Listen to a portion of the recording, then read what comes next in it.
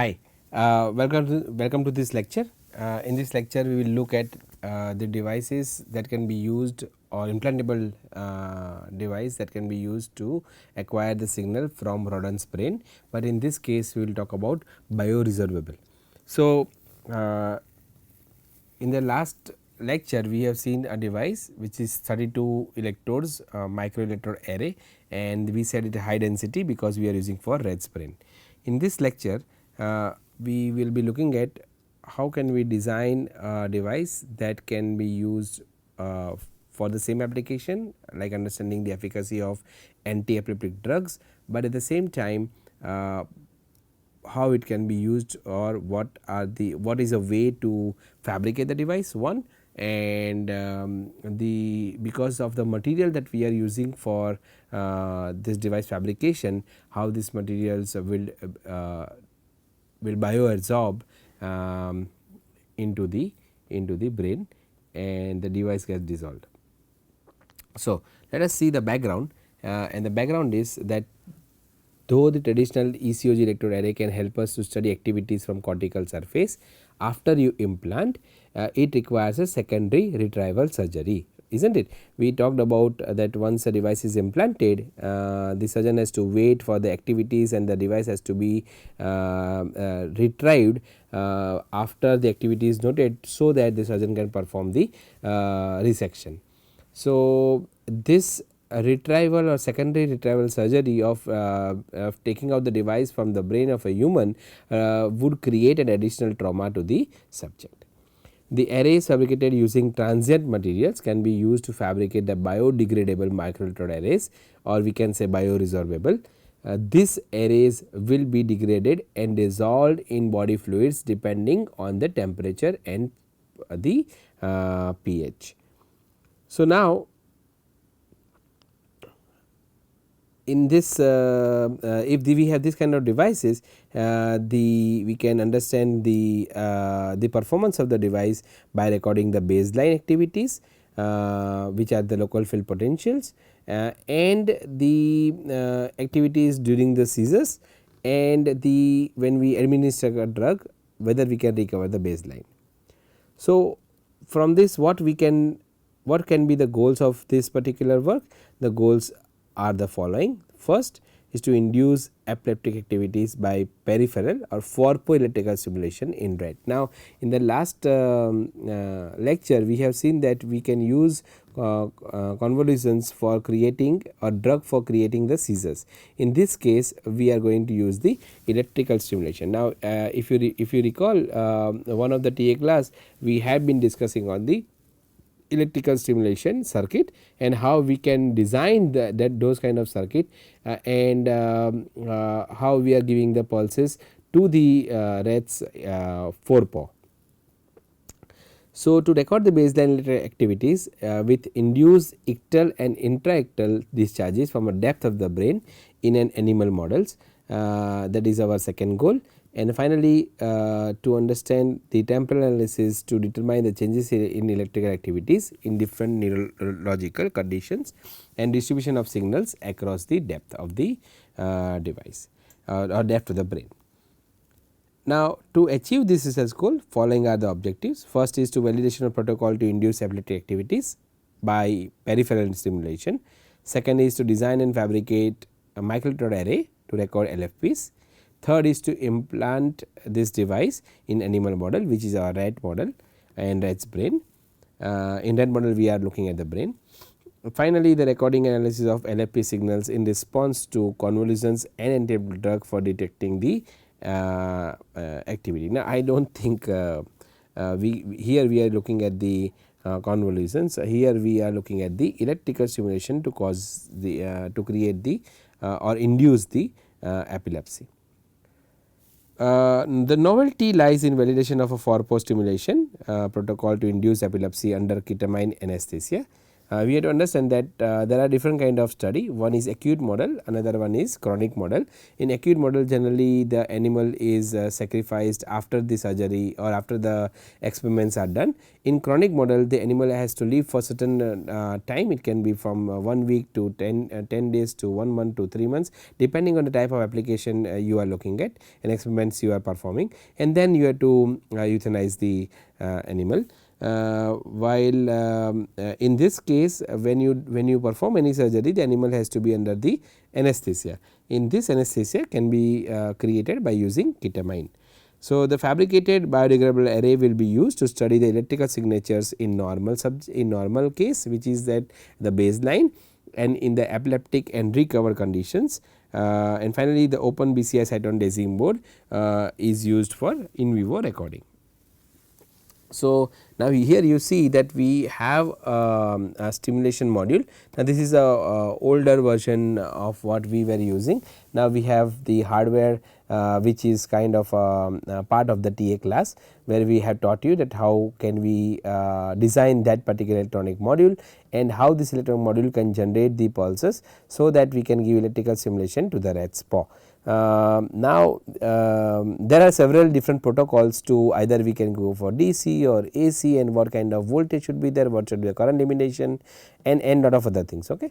So, right now let us not worry about those things, but to understand that the electrical stimulation when you apply to rat's paw multiple times with induced epilepsy, what we are interested in is that if the device that we fabricate and implant in the rat's brain, is it able to capture those electrical signals, which is your ECOG signals. So, there is a ear bar, PCB implanted MEA, rat adapter, wire electrode is connected to the forepaw, there is a PCB to the to connect cytone boards, then we have open BCI cytone board system, there is a stimulation module, open BCI USB module, and finally, the recorded ECOG signal that you can see on the display. This is our experimental methodology. So, if you see the fabrication, then the fabrication includes the following, and we also we need to understand that what are the materials that we are using, so that we can claim that it is a biodegradable or bioresorbable.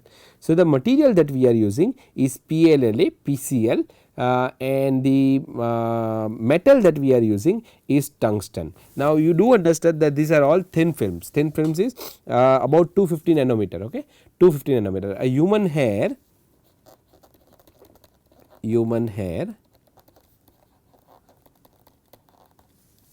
is between 50 to 80 micrometer. Okay, 50 to 80 micrometer. What we are talking about? So, 1 micrometer is 1000 nanometer. Okay, 1 micrometer is 1000 nanometer. So, we are talking about 250 nanometers, 200 to 250 nanometer of tungsten, right, which is 0.25 micrometer. You do understand the now the dimensions. Human hair is about 50 to 80 microns. So, we are talking about 0.25 micron, which is close to 250, not close to, it is 0.25 micron is 250 nanometer, and this we deposit using sputtering or e-beam evaporation. Okay.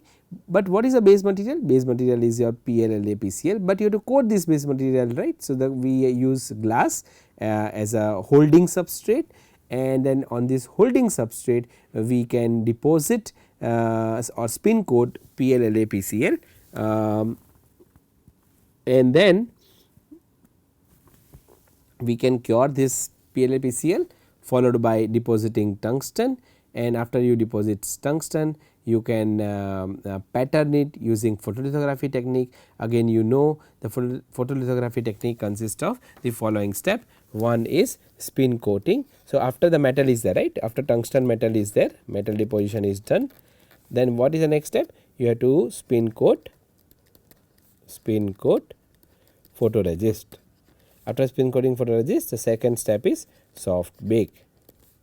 After soft bake, the next step is load the mask and align the wafer. Next step is UV lithography.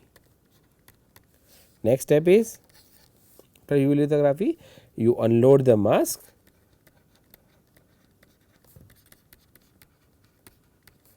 and dip the wafer in photoresist developer. Next step is hard bake.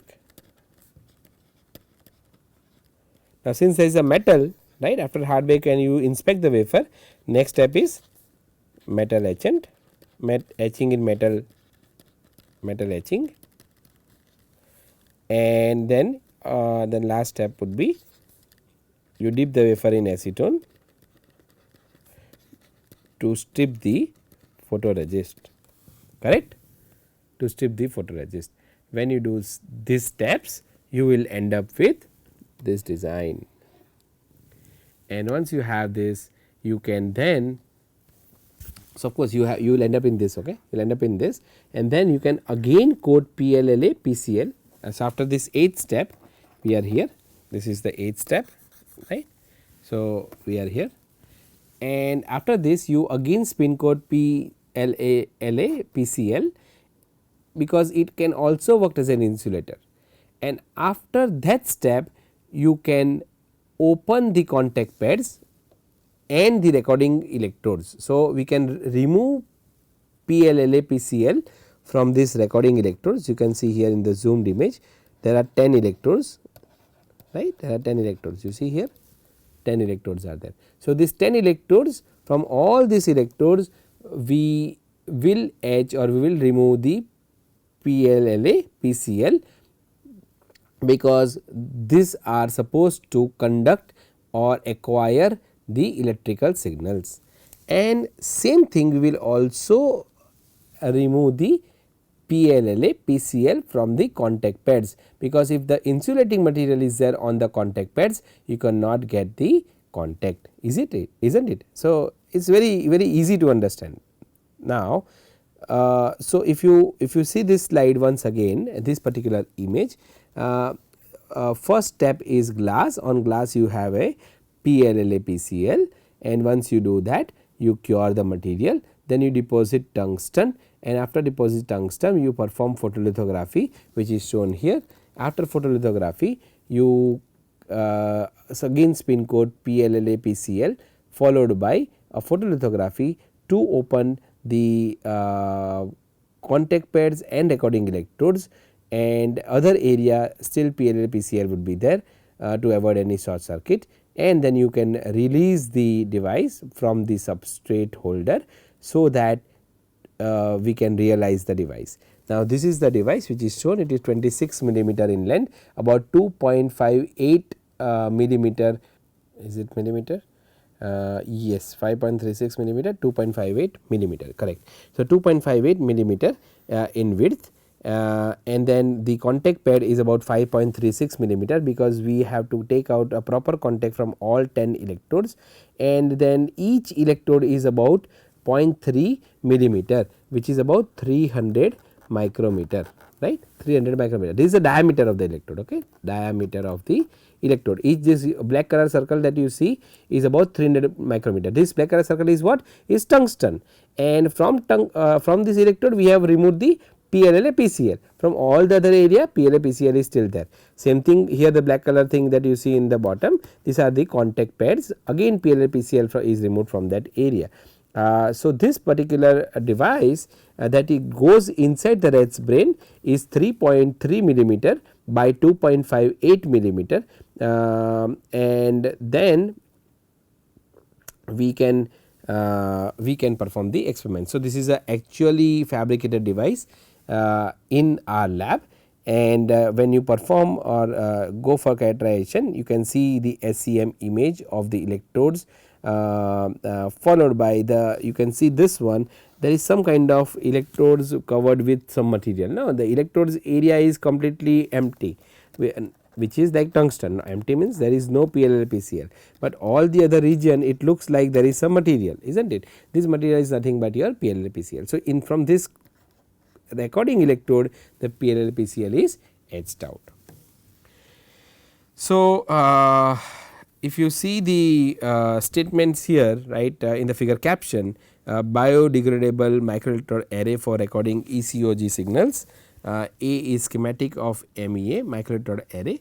B to F is a process flow where you have glass wafer, spin coating of PLLPCl 80-20 ratio in dioxane to form a film. Then there is a curing, then there is a metal which is tungsten of thickness. Okay. So, I said 250 nanometer, here in this device we have used 500 nanometer. Okay. Again you can change the thickness, but in this case it is 500 nanometer and not 250. However, the example of 250 still holds true. I want to show you the dimension difference between a human hair, a single human hair, one human hair. Okay. The diameter of one human hair is about 50 to 80. The 250 nanometer will be 0.25 microns, 500 nanometer will be 0.5 micrometer, right, 0.5 micrometer, and this is deposited using the either shadow mask or spin coating PCl to form an insulating material. So see again you see here there is a difference. One is that I have told that we can deposit the metal and you can go for the conventional lithography, but there is something called a lift off technique and a shadow mask technique. You see shadow mask technique. So, let us see these techniques, okay, so that we do not get confused. I will just keep this thing keep and then control M. So, we have new slide. Let me show you here the lift off. Okay. Two techniques. Okay. First, okay, let us see metal mask first. Metal mask. Okay. Metal mask. What is metal mask? So, you take a mask and you open this much area and all the other area in this mask is covered. Okay. These lines shows that the mask is completely covered. Okay. This is a metal, full metal, complete metal. Now, which is the area which is so this is a through hole, this one is a through hole.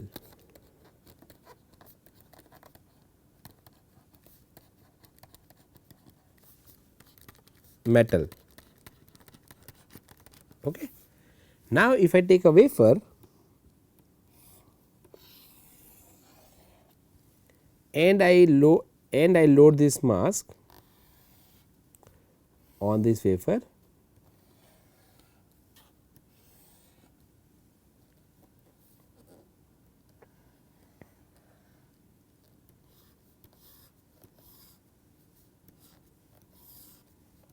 correct. Wafer is on the back side, mask is on the front side. You take the wafer and you load the mask as I have shown here. Now,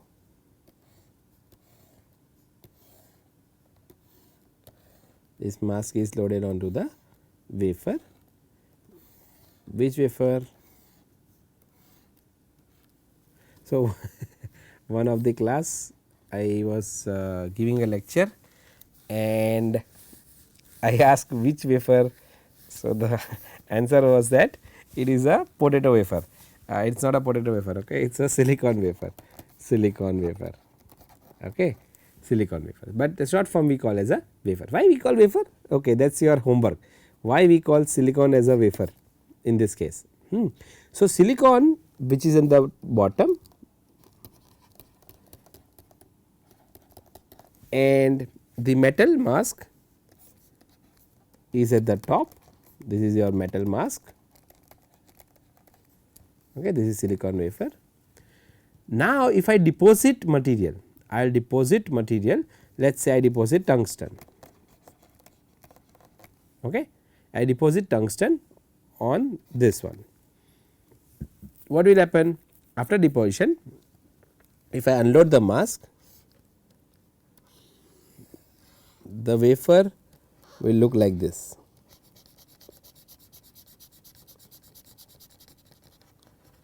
So, the tungsten material will get deposited through the through hole present in the metal mask. This is your tungsten. Okay. So, now no lithography required, is not it? You just take a metal mask, load the metal mask on the wafer, and then you have your patterns ready. You can go for this kind of technique, which is your metal mask, when the feature size are not too small. Now, what is not too small? Very difficult, right? This kind of answers are very difficult. So, here if you see, the diameter of this one is 300 micron and the length the diameter of this is 300 micron and the connecting wire, these lines that goes through, right, these all lines connecting wires, they are close to 150 100 microns, I think 100 and 100 microns, close to 100 microns. So, now we can have a stencil mask with this kind of through hole. So, stencil mask, stencil is a metal in which we can have a through hole and a connecting wire. So, like if you I just give an example, then it looks like this. This is a metal mask and this metal mask you have a contact pad, right. So, this entire thing is a through hole on a mask. Same way you have, this is example of one electrode, you have 1 to 10 electrodes. So, you can see here this 10 electrodes, entire this thing can be a metal mask. So, when you have metal mask, you put this metal mask on this particular, after you deposit tungsten and after you spin coat and cure PLLA PCl and you load the metal mask onto this particular substrate, then you can deposit tungsten and you unload the mask, you can directly have the pattern. Okay. So, this is what is written here, we can go for a metal mask. Metal mask is also called a shadow mask because you are shadowing it, no, it is protecting it. You can also go for traditional lithography, which I have shown in step 1 to 8. This is the right way to do it, not right way to do it, I do not say right or wrong, but when the feature size are very small, you can go for this conventional lithography. When the feature size are bigger in terms of like hundreds of microns, you can go for the metal mask. Now, let me explain it to you, the so this lift off, right. Okay, we will keep this one also, Control M, and we will understand lift off. Okay. And I tell you where we can use lift off. Okay. So, let us assume that we have an oxidized silicon wafer .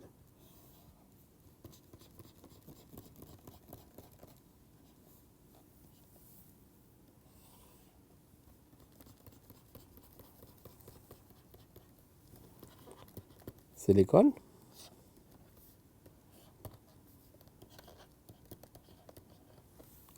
dioxide. Okay.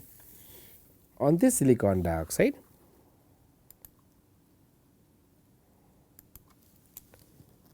we have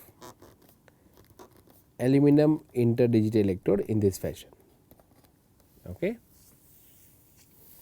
Now,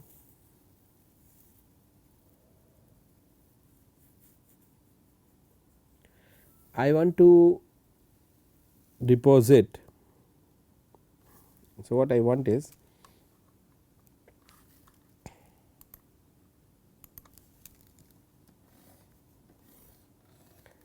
I want to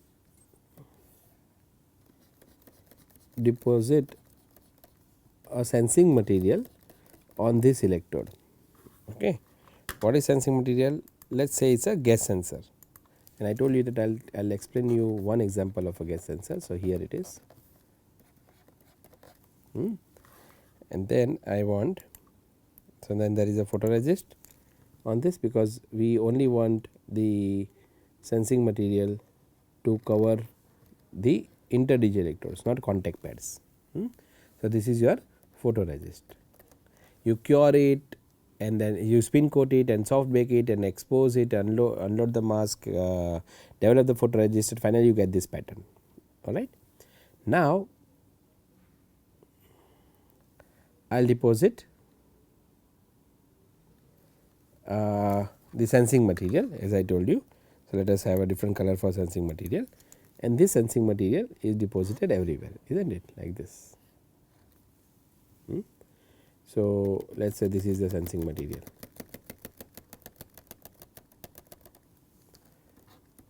Okay. Let us say it is indium oxide, and this one is what? This one is our aluminum, and this one is SiO2, and silicon, correct. To have sensing material only in this region,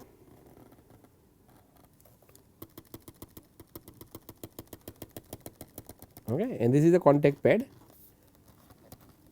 So, contact pad 1, contact pad 2, and this is my indium tin oxide,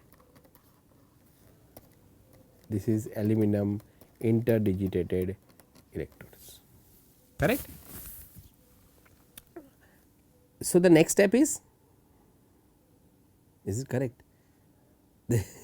This is not correct, no, this is not correct. So, after this, I am sorry about a slight mistake, but very important things that we missed here, and that is that we cannot directly go for this kind of things. Let me just redraw that. Okay, it is very simple, let us not worry about it.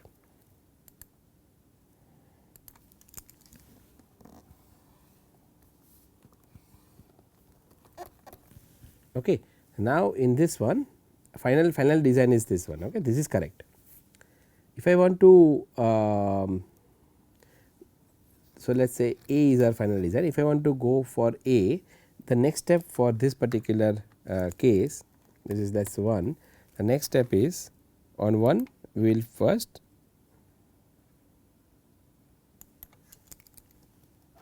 deposit the indium tin oxide. First we will deposit indium tin oxide like this, and then we will have the photoresist spin coated and protecting the indium tin oxide from the area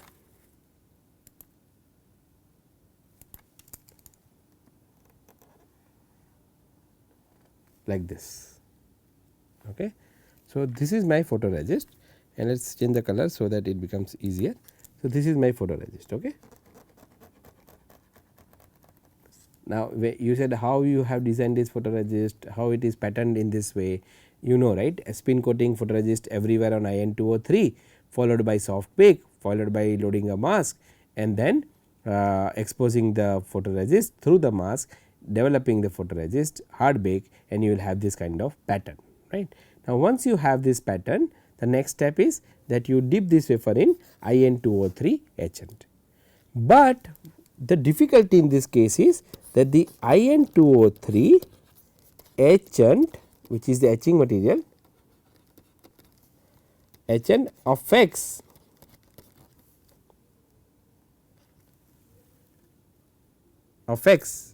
what?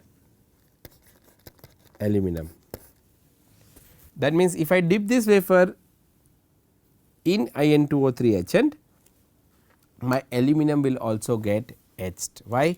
Because IN2O3 etchant affects or etches aluminum. So, in this case what we can do, you understood, right. Problem is, so if I go for this etching, no, what it will result, let me just draw it for you so that you have a better idea. If I go for this kind of etching, it will result in the following. You have silicon dioxide or oxidized silicon substrate, this is easy way to say, or you can say silicon dioxide on silicon wafer. After that, what you have is the electrodes, aluminum electrodes. But what will happen, that the aluminum electrodes which are in the center, which is protected by the photoresist, and your photoresist, your indium tin oxide and your photoresist.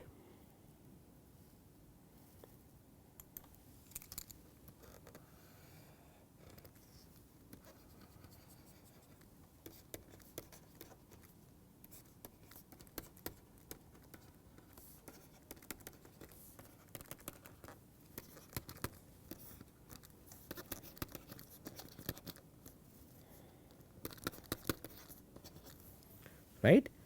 So, what happened here?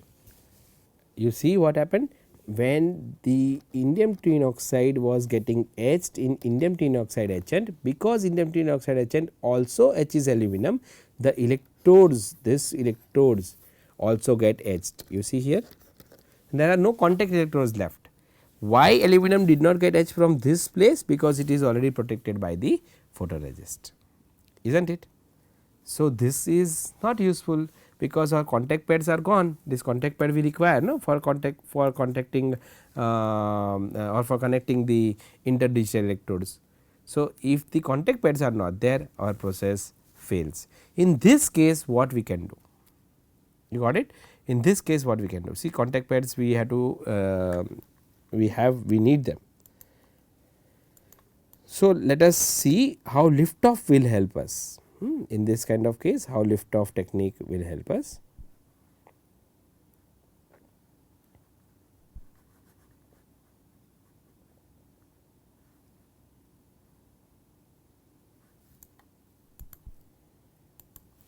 So, for getting the indium tin oxide on aluminum, what we will do is we will take the wafer, again it is our oxidized silicon substrate.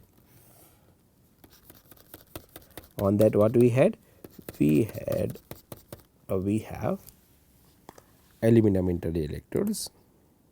Okay. Let me draw like this.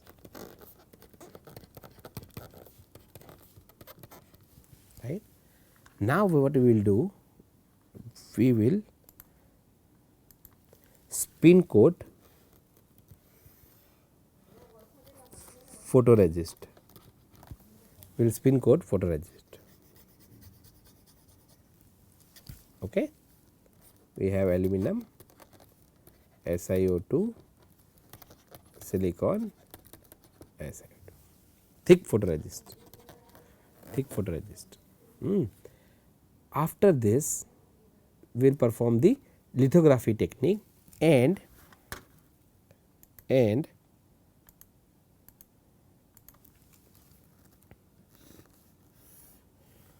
will pattern the photoresist as shown in the schematic that I am drawing for you. See the beauty of lift off, right? It's amazing things to learn. So, now what we have is we have photoresist, and this photoresist is patterned like this. So, from this area the photoresist is etched. See this area, this one photoresist is etched, right, this one, this area. So, once the photoresist is etched or patterned, right, patterned, we will deposit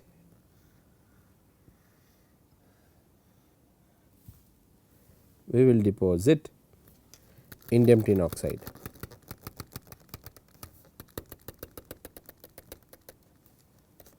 We will deposit indium tin oxide. All right. Now, after depositing indium tin oxide, we will dip this wafer in acetone. When you dip this wafer in acetone, what will happen? You know, the photoresist will strip off and the indium tin oxide which is on the photoresist will be lifted off. So, what you will have? You will have oxidized silicon substrate. The photoresist will get stripped off in the acetone, because acetone is a stripping material for the photoresist. So, what we are getting here is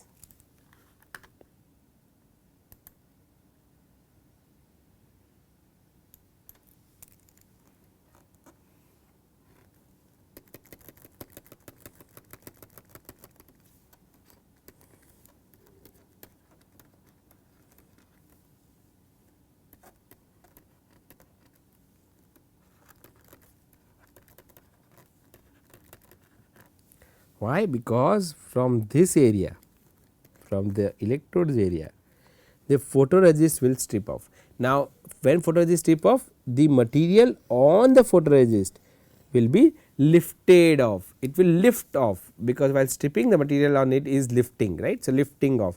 When you lift off, the area where the photoresist is not there, right, the area or the in that indium tin oxide which is not coated on the photoresist will remain intact, and that is why you have something which is our A star, and this A star is similar to A, as you can see from this drawing. Okay. So, lift off is an technique when your top materials etchant affects the bottom material. The top material etchant affects the material at the bottom. Okay, easy. So, conventional lithography, lift off technique. Now, if you see the screen, this is what either we can go for the metal mask or we can go for the lift off technique. After that, we have spin coating this one to form an insulating layer. I told you that once you pattern it, you can again coat PLA PCL, and finally, the plasma etching is used to remove the polymer from the area which is your recording electrode and your contact electrode. The photograph of fabricated MEA is shown in G, which is here, and you have an SEM image of the recording electrode array, which is shown in this case. Okay. I am sorry about covering the entire slide with lot of writing and drawings, but I thought that it is important for you to know that other than conventional lithography, we have a metal mask that can be used to pattern the material, or we have a lift off technique when your top material affects the material etchant affects the material which is at the bottom. Similarly, we have, like in the previous lecture I have shown it to you, we require a electronic interfacing board. So, you have the PCB for interfacing the fabricated MEA, which is shown here, and then we have PCB for interfacing the open cyton boards, which are the signal conditioning acquisition systems. We perform the impedance measurement with the frequencies from 0 to 10,000, and this is using electrical impedance spectroscopy. We again test the bending for 500 bending cycles, how the performance of the electrodes are from E1 to E10, and then we perform a very important experiment, which is the dissolution of the microelectrode array. So, with time, how the microelectrode array dissolves in the solution. So, MEA in PBS of pH 7.4, you see here, right. So, 7.4 because it is similar to our CSF, which is cerebrospinal fluid. So, MEA after immersion is a dissolution of the encapsulation layer, you can see here in this case, right. Then we have dissolution of the electrodes, you can see here. Finally, dissolution of electron and contact pairs after 22 hours, right, which is right over here, and if we keep on increasing, then the whole material will get dissolved. Then we perform the surgery, we implant the device, and the PCB with attached MEA with fixed dental cement is shown here. This rat is recovered, and the rat gets recovered. We take the data from the rat's brain. When we take the data from the rat's brain, you can see here that the initial baselines for 3 different rates. We perform experiments on 3 different rates. You can very clearly see that there is an initial baseline, then when there is a epileptic form discharges, what kind of activities are there, when there are recovered baselines, what kind of activities are there. Again, the scale bar is 1000 microvolts, 60 microvolts and 100 microvolts. So you can see that these are all epileptic activities that are formed or caused due to the electrical stimulation on the rat's paw, right. It is not induced by drug but by electrical stimulation. We perform the time frequency analysis, as you can see on this slide.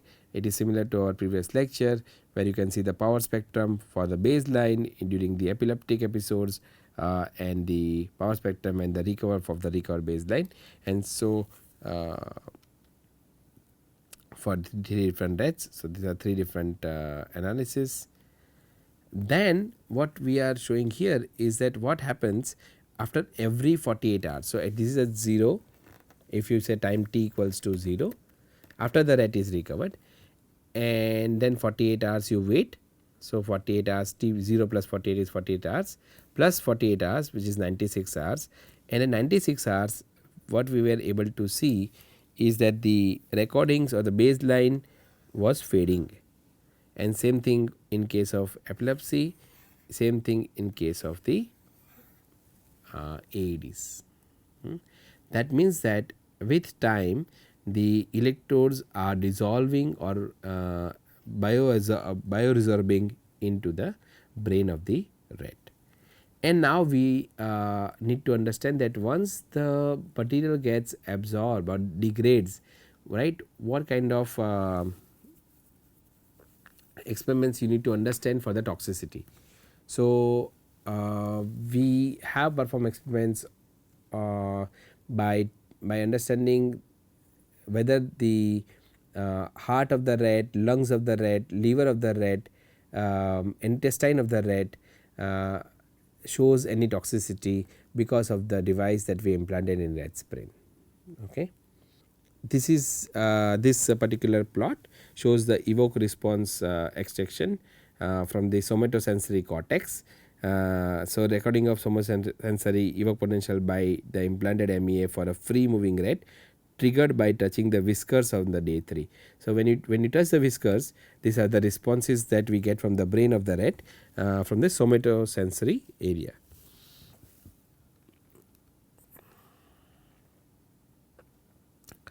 We see here the how the signals are fading with respect to time at day 1 and on day 3 and on day 6.